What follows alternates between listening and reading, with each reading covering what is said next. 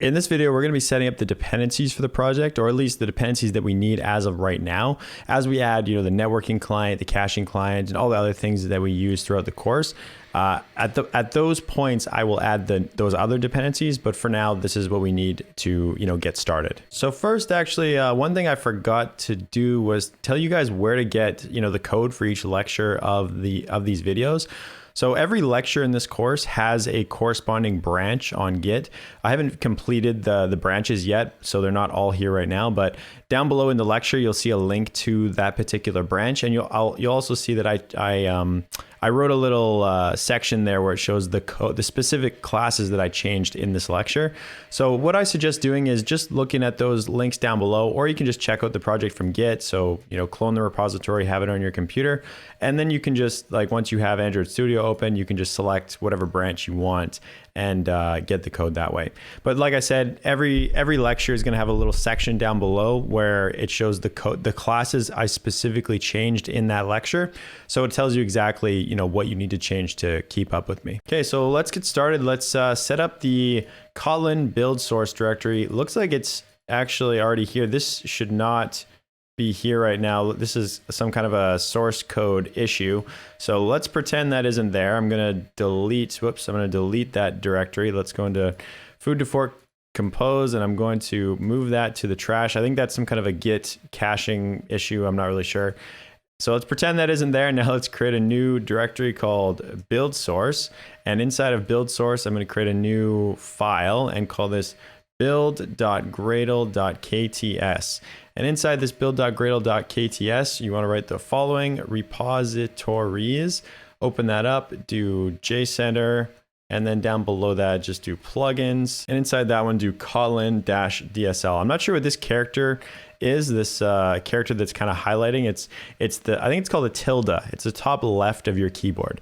So once you've done that, do sync. Android Studio is going to recognize this file, and it's going to set up it's going to do a bunch of code generation and set up this sort of dependency management system for us. Once it's done, it will have generated this .gradle directory, .build directory. And now we can create a new directory. Whoops, I don't know what I clicked there. New directory inside there, and call this, we want to do source, main, and Kotlin. So just click that, get that generated for you. And now inside of this directory is where we're going to put all of these classes. Let's drag Git over here. So we have an Android X file, application, build, compose, Google, and so on and so on. So you need to get all of these, and inside each one of these is a bunch of versions and then a corresponding dependency. So the easiest way I would say to get all this into your project is not to watch me type it out. That would just take way too long.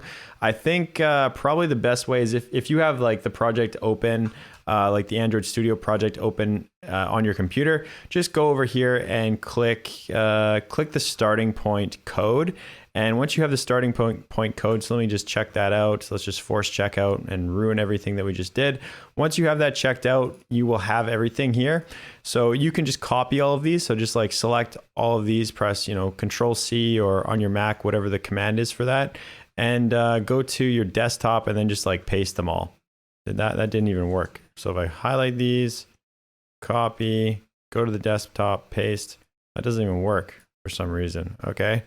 So then you have to go to the actual project. So go to food to fork KMM, build source, main, Kotlin, and highlight all of these, copy them, go to, if you have two projects open, you won't even have to move them to your desktop. I'm just saying, if you have a project open and this is the project that you're going to be, editing with, then you're going to want to, paste those to your desktop. Switch to whatever branch you were on. So for me, it was the new project branch, and then you can paste those in. So I've screwed everything up now because I've gone back and forth and forced checkouts, but hopefully you understand what I'm saying. Grab these, paste them into your build source directory, and then sync your project. So I'm going to go back to the starting point. Hopefully I haven't confused you too much. And now you should have, all of this stuff in your project. And so once you have all this, then we can go ahead and we can update our build.gradle files because we have all of the variables, all of the dependencies, all of the versions that we need for those build.gradle files. So I'm going to minimize that and we're going to start in the build.gradle project file. So because I switched branches, mine's already done. So you're just going to want to copy this and put that into your build.gradle file. You have the Kotlin Gradle plugin, you have build tools. Also notice the Kotlin Gradle plugin or the Gradle build tools version that I'm using is 7.0.0 alpha 09. I'm using that because that's the one that I've been using throughout the project. So I'm not going to change it now. And I suggest that you use the same one that I'm using to, hopefully, not run into any kind of random issues. Now let's go into the shared build.gradle KTS file. And you just want to copy everything that I have here. So I suggest just going to the source code and copying that out. And yeah, so we have the multi-platform plugin, CocoaPods. This is some of the Gradle configuration stuff that I was talking about that was tricky for me to figure out because I didn't know that you needed a Gradle, CocoaPods plugin to get it to work with Android Studio. We have the Kotlin serialization plugin, Android library.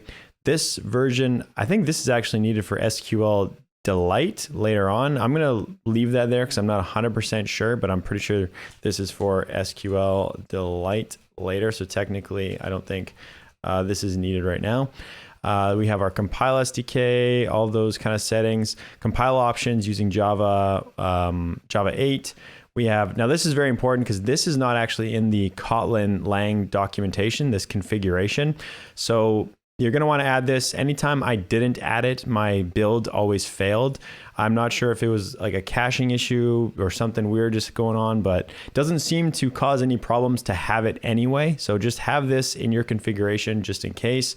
And then you have the multi-platform configuration stuff here. So you have to have an Android. I'm not even sure what this is called. I'm just going to call it an Android declaration. You have to define an iOS target, which I guess looks for what system that the multi-platform iOS target is going to be running on.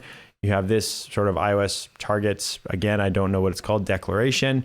You have your CocoaPods configuration. This is generated by Android Studio.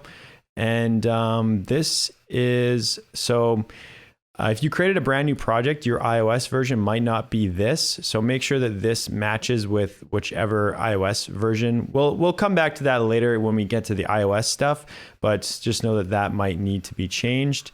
Your source sets. So I already have my Kotlin X daytime dependency in here. The Android stuff is empty. iOS main is empty for now. We're going to obviously be adding that throughout the course.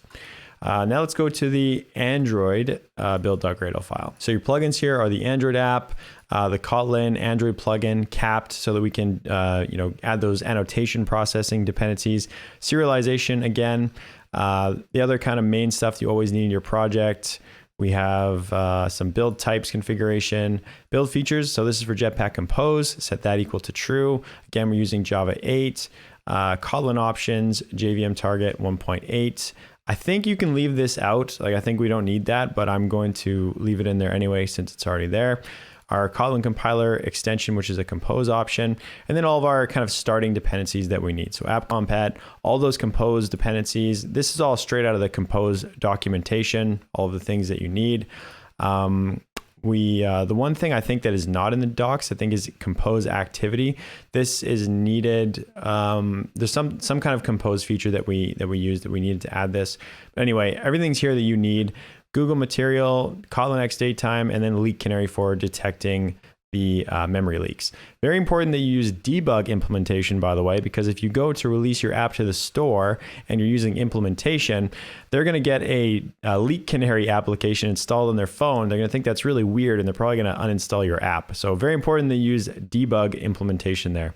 Now let's sync it, and let's hope that nothing breaks. All right, everything appears to be good to go. I guess just as a last step or last check, let's just make sure it runs, make sure everything compiles, and we don't get any sort of build errors. All right, looks like we're good to go. We've got the app running on the Android device.